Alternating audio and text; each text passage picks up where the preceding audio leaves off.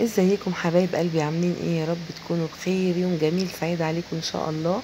اللي ما يعرفش قناتي، انا نهى من قناة من ايد نهى، قناة متنوعة دايما فيها كل جديد. يا رب كده تنال اعجابكم.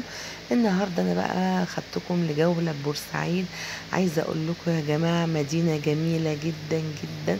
انا بس هعرض لكم في الاول كده شوية صور بقى السمك والجمبري وسوق السمك والبحر وبصوا حاجات جميلة جميلة جميلة بجد بجد. لو عايزة تتبسطي وتروقي كده بالك وتقضي يوم جميل، روحي بورسعيد بجد هتلاقي كل اللي انت عايزاه. وده الاكل بقى اللي كلناه، وده علوش. انا جايبه لكم مقتطفات كده، ده فيديو شامل وجامع لحاجات كتيرة جدا. ودي بقى الكاساتا. ومين بقى ما بيحبش الكاساتا؟ الكاساتا اللي ما راحش بورسعيد، او اللي راح بورسعيد قصدي وما كلش الكاساتا يبقى ما راحش بورسعيد. هوريها لكم دلوقتي برضو لسه في الفيديو ده هنا كده. اول الفيديو واحنا داخلين الحي الفرنسي، اللي هي البيوت الفرنسية في بور فؤاد. تمام كده انت بتعدي عليها. هي بيوت جميلة جدا واخدة طراز فرنسي زي ما انت شايفة كده، بجد هتعجبك جدا. هنا بقى كنا خلاص رجعنا وهنبدأ نعمل جولة حرة في المدينة. يعني بصي، كل حاجة عايزة تجيبيها هتلاقيها في بورسعيد.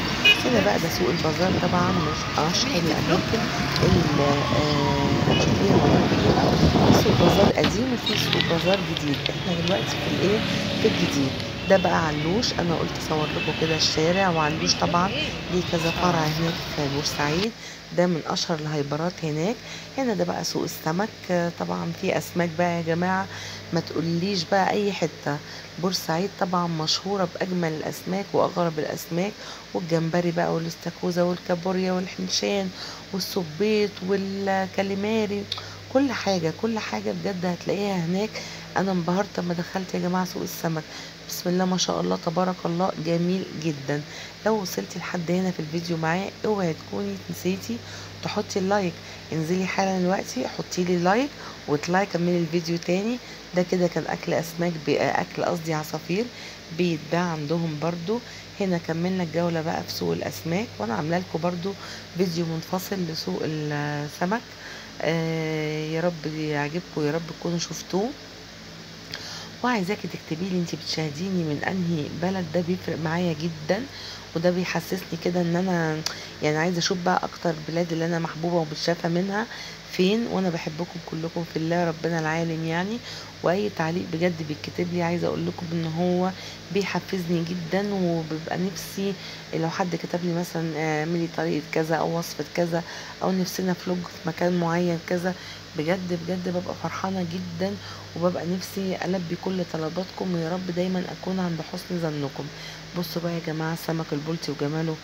لا تقولي لي بقى مزارع، ولا تقولي لي سمك بقى مجمد ولا بايت، ولا الحاجات اللي ايه الغريبة اللي ساعات بنشوفها.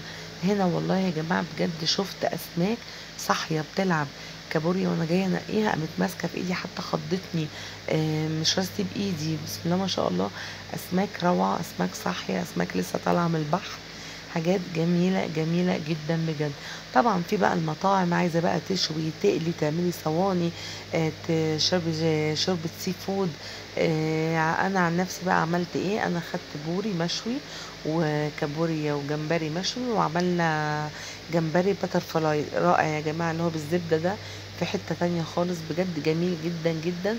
هنا بقى كان عمال بقى البياع يغريني بالجمبري كده وعمال يقول لي بقى اوصافه، وعمال يقول لي اسمه ايه وكلام من ده. انا طبعا يعني مش شاطره قوي في اسماء الاسماك الغريبه دي. انا اللي اعرفه البلطي والبوري والجمبري يعني. في بقى اسماك ملونه كده، في اسماك غريبه صراحه انا مش عارفه اساميها، بس قلت اصورها لكم لانها عجبتني جدا وبجد جميله. اهو بصي بقى، لا حاجات جميلة جدا بجد والله.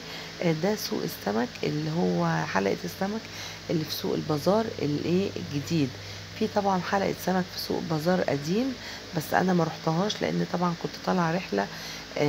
يعني رحلة اليوم الواحد دي يا جماعة برضو.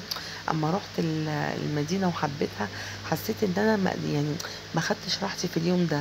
يعني حتى كنت مروحة اقول لا، يعني الموضوع كان محتاج بيات او محتاج يوم تاني، فهماني؟ عشان تاخدي راحتك وعشان ايه تبقي لميتي وعملتي جولة شاملة فيها.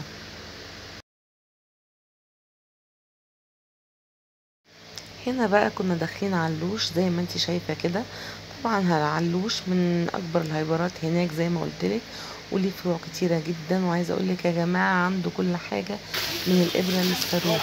عنده بقى الشوكولاتات المستوردة، وعنده مستلزمات الحلواني، وعنده يعني بص الشوكولاتة دي ال5 ب50 رخيصة جدا. وعنده البسكوتات، وعنده شامبوهات، وعنده السكين كير، وعنده بصي كل حاجة كل حاجة كل حاجة. المعلبات، التونة، الجبن، اللانشونات، آه يعني منظفات، كل حاجة يا جماعة بجد تبقي واقفة مبهورة من جمال الحاجة. بسم الله ما شاء الله تبارك الله. والحاجة كمان عايزة اقولك في حاجات نازلة النص تمنها، والصلاحية 100 100 مفيش اي مشكلة. في حاجات صلاحيتها لسه سنة وسنتين. يعني بجد بجد روحوا علوش يا جماعة، فظيع. في شوية حاجات روعة. ده بقى النسكافيه بأنواعه، في نسكافيه مستورد، وفي يعني كل حاجة عنده منها المصري وعنده منها المستورد.